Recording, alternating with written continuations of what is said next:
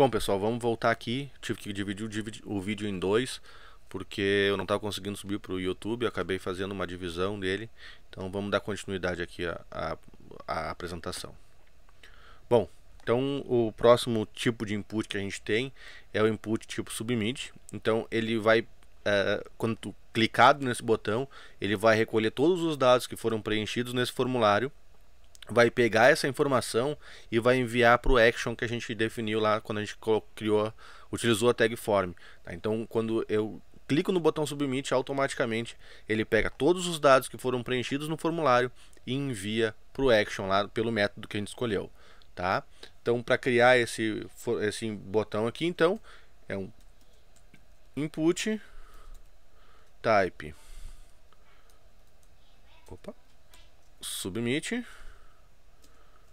Não precisa de um nome nem nada, ele por padrão já fica como enviar ali, mas a gente pode botar aqui um value igual submeter, por exemplo. Ele vai colocar a informação que eu botei aqui dentro do botão ali, tá? Então a gente consegue ver então o botão de submeter que eu criei aqui agora. Se eu não botasse nada, ele ficava como enviar. Mas aí basicamente ele vai pegar todos os dados que foram preenchidos dentro deste formulário e vai submeter então para dentro para o arquivo, para o action que a gente definiu lá quando a gente definiu o form. No nosso caso aqui, como a gente definiu o action como ponto, ele vai enviar para o próprio arquivo. Aí teria que ter um PHP lá atrás que recebesse esses dados e rodasse isso da forma correta lá para tratar essa informação que foi submetida.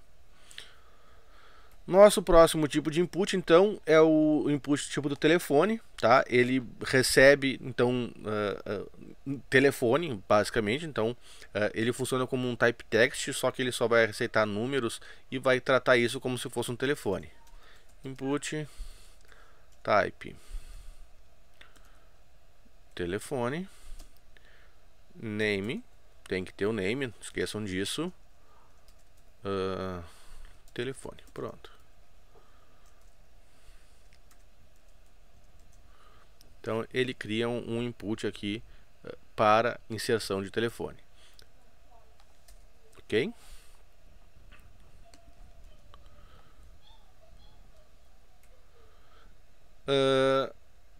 Então a gente tem o input type text, que é o mais comum de ser utilizado, é o mais, vamos botar assim, simples dos inputs, tá?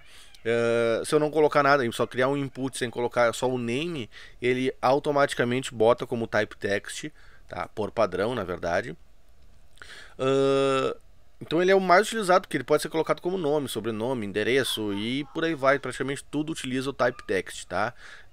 Por padrão, vamos botar assim, o tamanho dele, o tamanho da caixinha que ele fica aqui, cabe em 20 caracteres. Não quer dizer que o input tenha limitação de 20 caracteres, tá? O comprimento do campo, se não houver modificação por CSS, por exemplo, ele tem o tamanho para 20 caracteres aproximadamente. Então tu vai digitando ali, os 20 primeiros caracteres vão aparecer, depois ele vai começar a correr os caracteres para fora e ir adicionando novos caracteres dentro do campo, tá?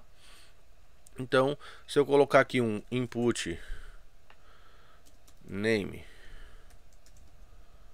nome, por exemplo, só assim, ele já tem um input type text ali sem problema. Opa, faltou isso aqui. Tá? Mas, como eu disse, é aconselhável que a gente sempre utilize o type text para evitar problemas de formatação dentro do navegador. Em alguns navegadores pode ser que, o padrão não seja o type text, seja um outro type qualquer, e aí pode dar confusão. Para evitar problemas, a gente coloca o type text, tá? Repararam que aqui nos outros todos aqui eu estava colocando lá o type e depois o name. Aqui eu coloquei o name primeiro para depois o type. A ordem desses atributos não interessa, tá? Desde que eles apareçam, não interessa.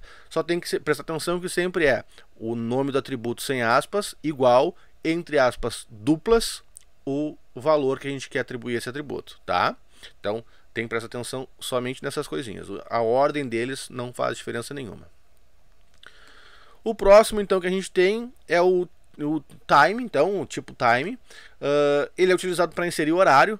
Ele também tem problema com o Firefox, ou o Firefox que é com o Safari. Então, quem utiliza o computador Mac tem que tomar cuidado, porque não vai aparecer quem utilizar Safari, na verdade, não é que quem utiliza, mas quem tem usuários que vão utilizar que utilizam o Safari, é aconselhável então que não se use, vamos botar assim. Mas na verdade não tem por que não usar, tá? Basicamente o que vai acontecer é que nem ele faz aqui, como eu estou usando o Safari nesse momento para testar, ele vai simplesmente colocar ali um campo que tu pode digitar qualquer coisa dentro dele. Na hora de ser submetido, ele não vai fazer nada, vai mandar isso aqui como se fosse um texto. Pode ser que gere algum erro no PHP lá, porque ele estava esperando uma formatação específica.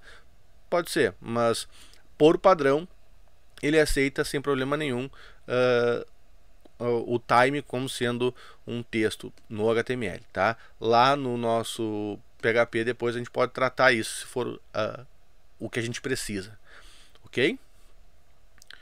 Vamos lá então. Depois do tipo time, a gente tem o tipo website. Então eu quero colocar o endereço de um site no meu documento. Ele usa o type URL, mas ele aceita o RI, então a gente pode colocar o caminho também junto, não tem problema nenhum, tá? Então a gente vem aqui, input type URL name website. Pronto. Criamos então um local para ser inserido então um endereço, uma URL, tá? Por último, então, a gente tem o tipo week, que ele pega um dia da semana. Ele também não leva em consideração fuso horário. Então, se um horário específico passou uma hora lá no UTC, que é o fuso horário padrão, ou se no fuso horário -3, que é o que a gente tem aqui no Brasil, na maior parte do Brasil pelo menos, já passou dessa hora, se já é na semana seguinte, então ele não leva em consideração o fuso horário, tá? Ele pega o padrão lá do UTC. E só para variar, ele não funciona no Safari, tá? Então se a gente botar um input type week aqui, input type week name semana, ele não vai funcionar nesse navegador, tá? Depois eu vou tentar abrir no outro navegador esse meu Fiddle aqui, que a gente consegue ver então esses campos funcionando da forma correta, tá? No final dessa videoaula eu mostro, por exemplo, no Google Chrome. Bom, dos inputs, esses são os principais. Como eu disse, tem alguns que são utilizados por poucos navegadores, tem uns que são utilizados só no Firefox, no Google Chrome, mas esses eu não vou me preocupar em explicar para vocês aqui. Se por um acaso vocês quiserem fazer alguma coisa parecida, é só buscar no site do próprio navegador, que vocês vão ver que tem alguns tipos de input que são aceitos, que não são aceitos nos outros, tá? Eu vou colocar um link depois aqui no nosso Moodle que eu vou disponibilizar para vocês o link do W3C, tá? O W3C eles têm um link que tem todas as tags do HTML, tem os atributos que essas tags podem assumir, e aí ali tem mais específico os inputs, e cada um desses inputs em qual navegador que eles funcionam. E aí vocês vão ver que tem alguns que funcionam só no Opera, tem outros que funcionam... principalmente o Firefox e o Google Chrome, eles que gostam muito de brigar um com o outro para ver quem tem o melhor navegador, e aí eles criam umas coisas diferentes para um, e aí o outro não aceita, modifica um pouquinho. Então no CSS principalmente tem uma briga muito grande, mas isso aí a gente vê lá quando chegar na parte do CSS, que tem algumas coisas que só funcionam no Mozilla, tem outras coisas que só funcionam no Google Chrome, e aí tu quer fazer a mesma coisa nos dois, tem que botar dois atributos diferentes dentro do CSS para fazer a mesma coisa, só que depende do navegador que está usando, então dá uma confusão um pouco maior. Mas para as tags da HTML tem algumas coisas também que modificam, que o W3C e o outro, eu não me lembro como é que é o nome agora, que mantém o HTML, as tags eles padronizam, mas os atributos tem algumas coisas que eles permitem que os navegadores se intrometam, vamos botar assim. Bom, O próximo elemento que a gente tem de formulário, então, é o text area, tá? Ele basicamente é uma caixa de texto, como eu disse para vocês, com um espaço maior, então eu tenho mais linhas e mais colunas para poder digitar. Eu tenho as minhas informações aqui que podem ser adicionadas aqui dentro sem problema nenhum, tá? Diferente do input, lembra que no input lá... Ih, atualizou. Tá.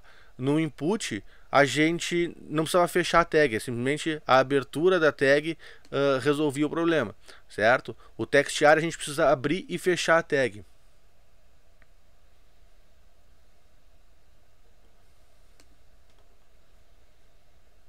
Tá. Então no input a gente não precisa fechar a tag, a gente só abre ela aqui, ele já reconhece que isso aqui é um input e não precisa mexer mais. Quando eu quero trabalhar com text area, eu tenho que text area, abrir e fechar ele. E aí eu crio o text area que vai ser mostrado ali, tá? Então reparem que a caixa do input é essa aqui e a do text area é essa aqui, tá? Ela permite adição de informações. Se eu fizer só isso aqui, ele aparece a caixinha ali, mas na hora que eu submeto esse formulário, esse texto não vai, tá? Então, assim como no input, no text area, eu também tenho que colocar aqui dentro o atributo name, tá? Então, esse aqui vai ser a informação. Então, o que tiver dentro desse text area vai ser enviado como bill lá para o nosso servidor, e aí o servidor pode então processar isso aqui, tá? O text area ele funciona um pouquinho diferente do HTML, do input. O input, quando a gente adiciona informação, ela fica lá ele cria internamente dentro do navegador, ele cria um atributo chamado value, que é a informação que está dentro desse input, tá? Então aqui eu botaria http porque é uma URL www.google.com.br. Ó, reparem que ele já preencheu aqui quando eu coloco o value, tá? No text area eu não tenho uma tag value, eu tenho que colocar aqui dentro. Então essa é a minha bill, por exemplo, tá? Quando esse cara carrega, ele já está ali, então, a informação que essa é minha bill, tá? Então funciona um pouquinho diferente um do outro. Lembrando, eu posso a qualquer momento solicitar que qualquer uma desses inputs e esse text area também seja obrigatório, tá? Para isso basta que eu venha aqui em qualquer um deles e faça um required igual required, tá? Eu dizendo que o required igual a required, ele automaticamente vai entender que o meu formulário só pode ser submetido se este cara estiver preenchido, tá? Assim como eu posso colocar em qualquer um deles também um placeholder. Aqui, nome, pronto, ó. Ele coloca ali então em marca cinza bem levezinho, então a informação que eu coloquei dentro do placeholder. Se eu colocar o mouse aqui e começar a digitar, ele automaticamente apaga aquele placeholder ali e mostra a informação que eu digitei, tá? Então só para vocês saberem que esses caras existem. O text area ele tem alguns atributos que fornecem uma certa maleabilidade, tá? Eu posso alterar o tamanho dele por CSS, que a gente vai ver depois, mas a gente pode colocar aqui, por exemplo, dizer que o nosso... Opa, por que não funcionou?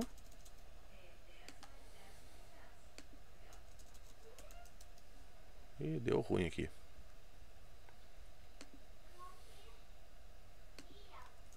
Bom, então eu posso dizer que o nosso text area aqui vai ter rows. Então quantas linhas ele vai ter? Ele vai ter 10 linhas. Quando ele salva, ele já aumenta o tamanho então do nosso campo, mostrando ele com mais linhas, tá? Assim como eu posso dizer que eu quero que o meu texto tenha número X de colunas. O que é essas colunas? É a quantidade de caracteres que pode ter. Então eu quero que ele tenha 20 caracteres, por exemplo. É o tamanho padrão do input. Ah, mas o tamanho padrão do input não mudou nada ali, professor.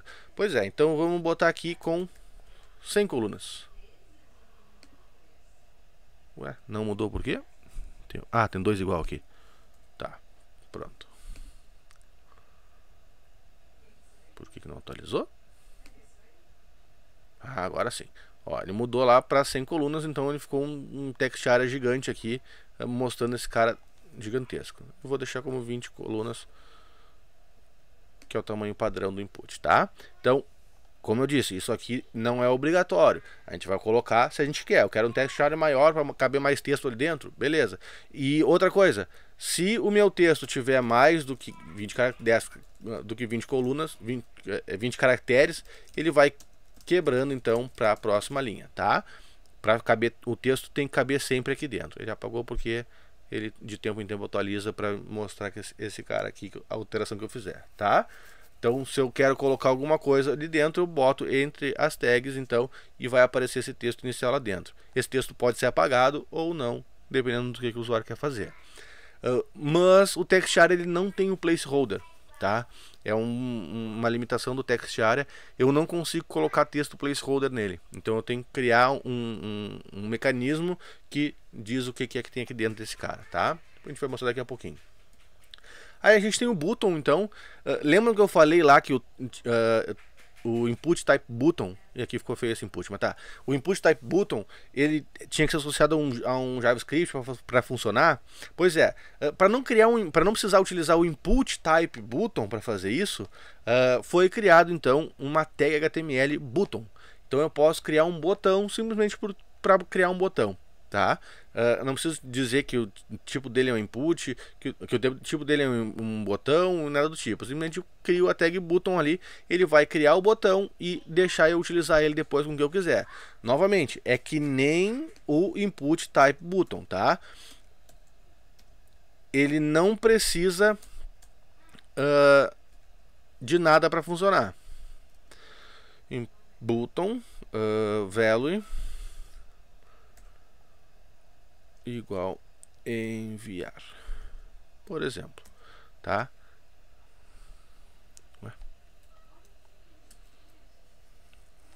Por que não tá rodando isso? Ah, faltou botar um enter aqui, um BR.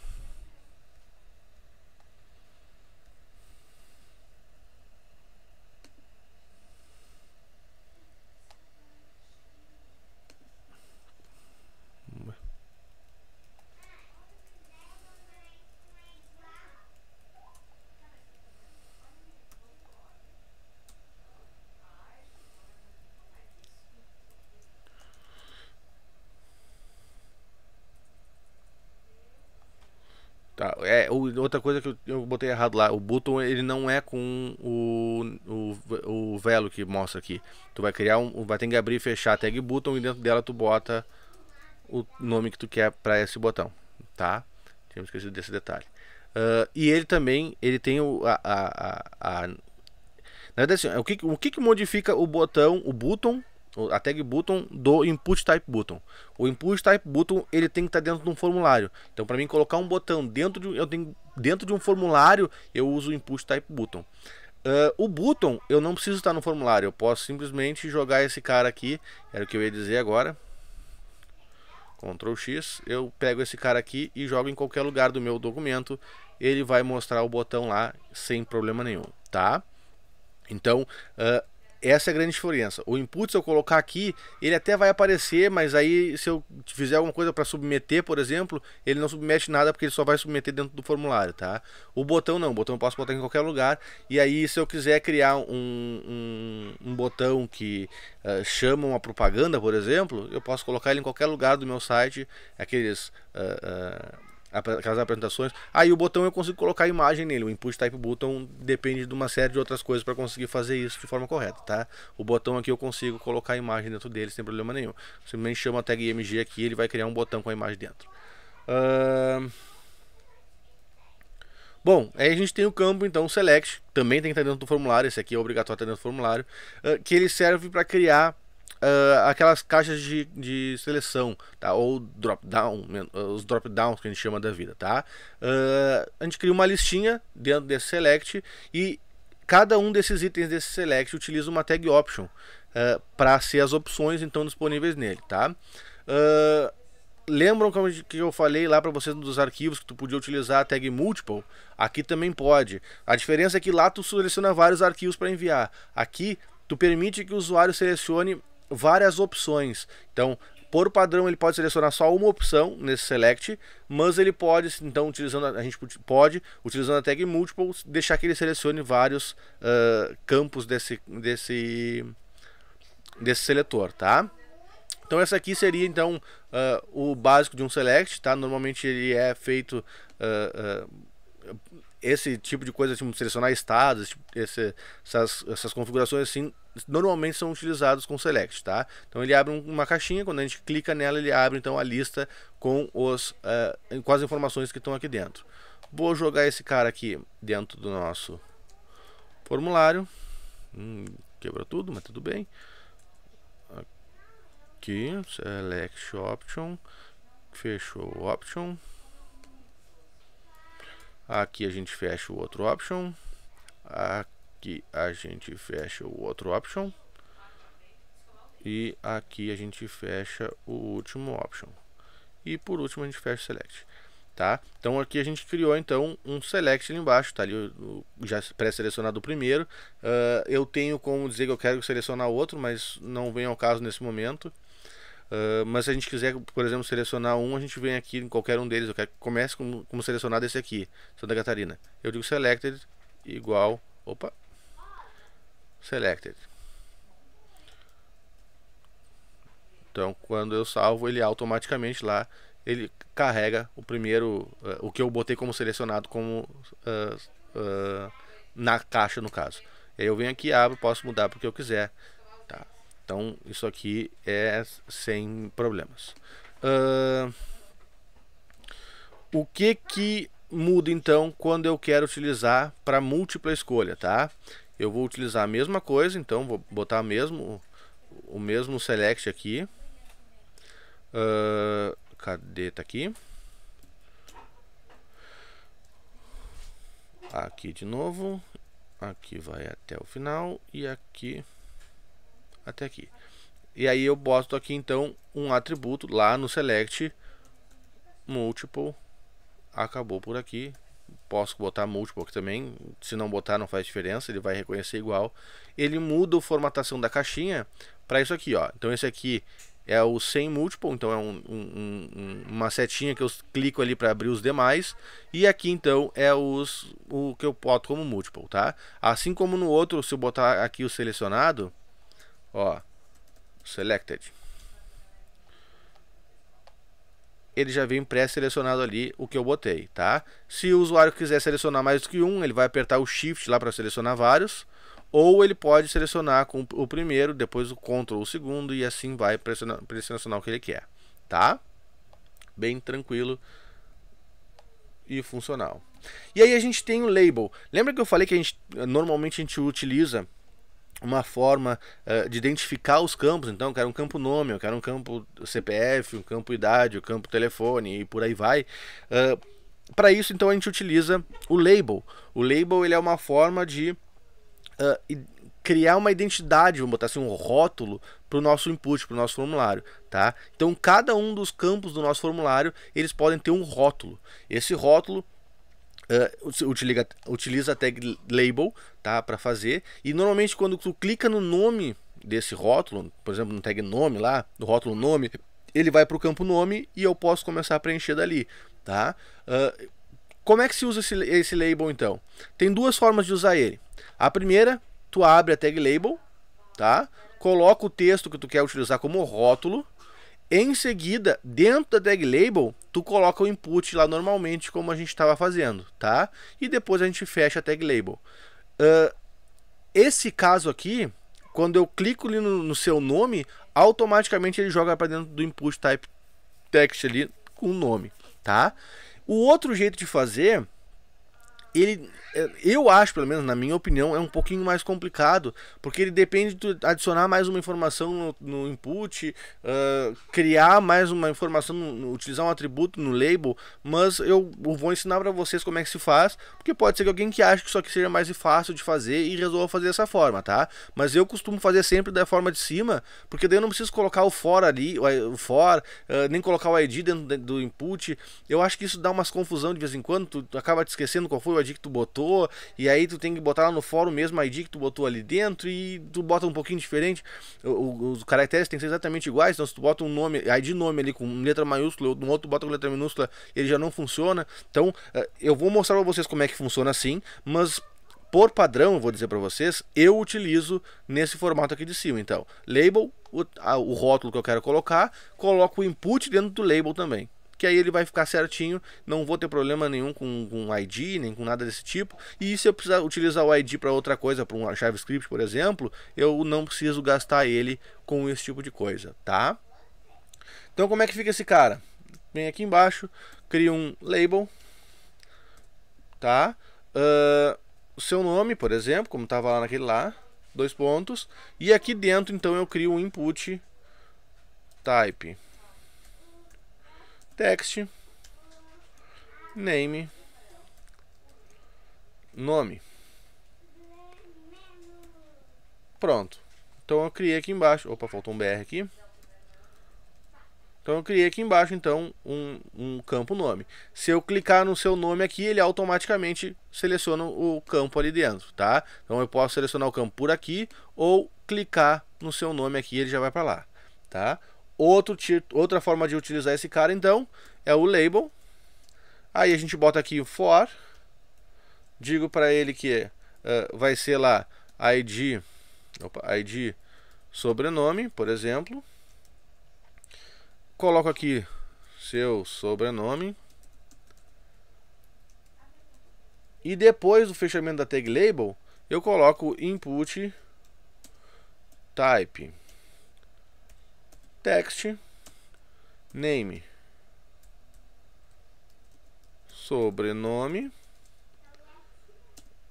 ID. Aí é que vem o pulo do gato, que ele vai identificar então por esse ID. Aí eu tenho que botar lá ID sobrenome, por exemplo, tá? Isso aqui eu posso botar qualquer coisa, não precisa ser exatamente isso, tá? Rodou esse cara. Opa, faltou um BR aqui no meio. Aqui. Então, coloquei lá. Então, se eu clicar no sobrenome, ele vai também para o sobrenome. Se eu clicar no seu nome, ele vai para o seu nome, tá? Então, ele funciona exatamente igual nas duas formas. Porém, no segundo jeito, separa um pouco as coisas, o label do input, mas na hora de utilizar tem que prestar atenção, porque a informação que vai aqui tem que ser exatamente igual à informação que estava aqui. Se eu botar o ID sobrenome aqui com letra minúscula, por exemplo, ele já não funciona. Deixa ele recarregar.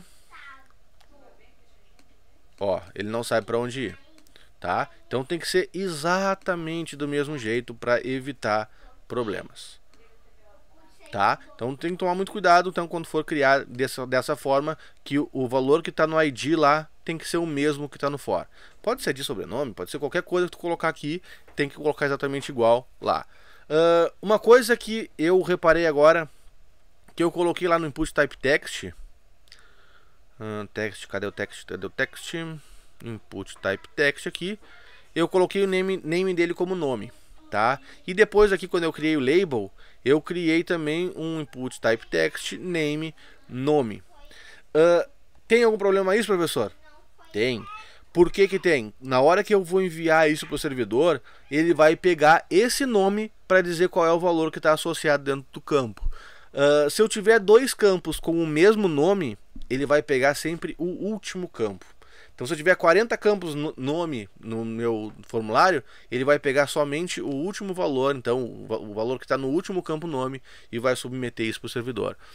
Não é isso que se quer normalmente, né? Normalmente tu quer que cada campo tenha o seu valor associado, para quando tu chegar lá, quando essa informação chegar lá no servidor, tu pegar esses dados, processar eles e gerar o resultado que tu precisa, salvar no banco de dados, mostrar para o usuário, seja lá o que for, tá? Então normalmente tu quer que cada campo tenha um nome específico que vai receber então o valor que está atribuído àquele campo, tá? Então tem que tomar muito cuidado quando for criar formulários para nunca utilizar o mesmo name em 2 campos. Tá? E 2 campos também inclui select e inclui o text area, tá? Então só pode ter um name igual, aliás, um name, não pode ter nenhum igual dentro de toda a lista. O único campo que deve ser igual ao name é quando eu utilizo o radio button, O resto tem que ser tudo diferente, tá? O Radio Button é aquele que tu só pode selecionar um, que nem aqui, ó.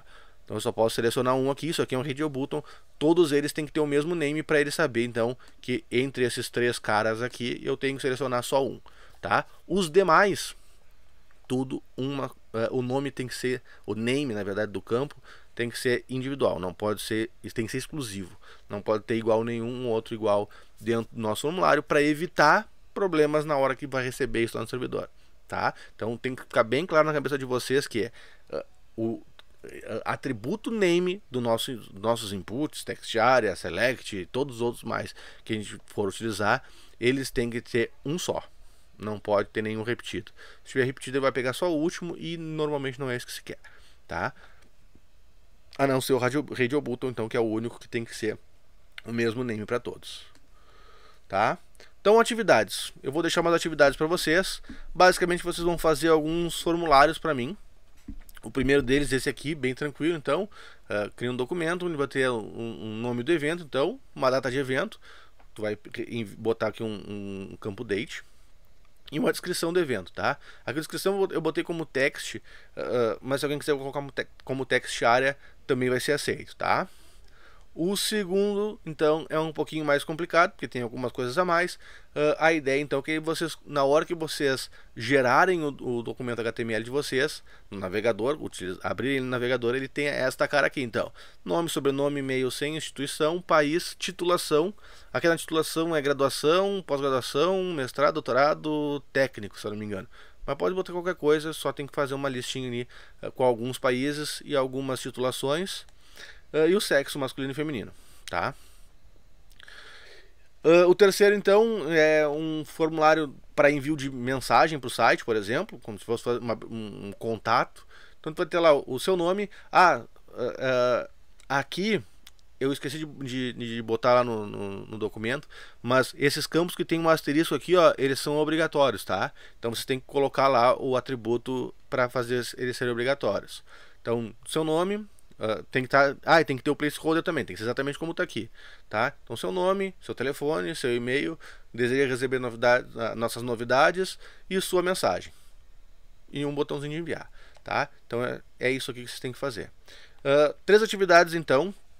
Novamente eu vou pedir desculpa para vocês pelo problema do atraso no vídeo. Esse vídeo era para ter saído lá na quarta-feira.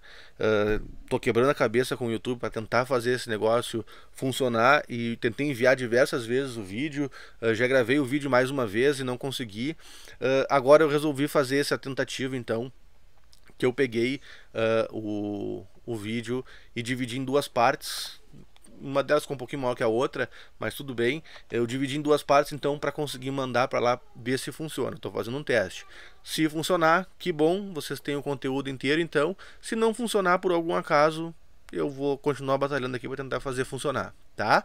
Então, muito obrigado a todos. Nos vemos na nossa próxima aula síncrona.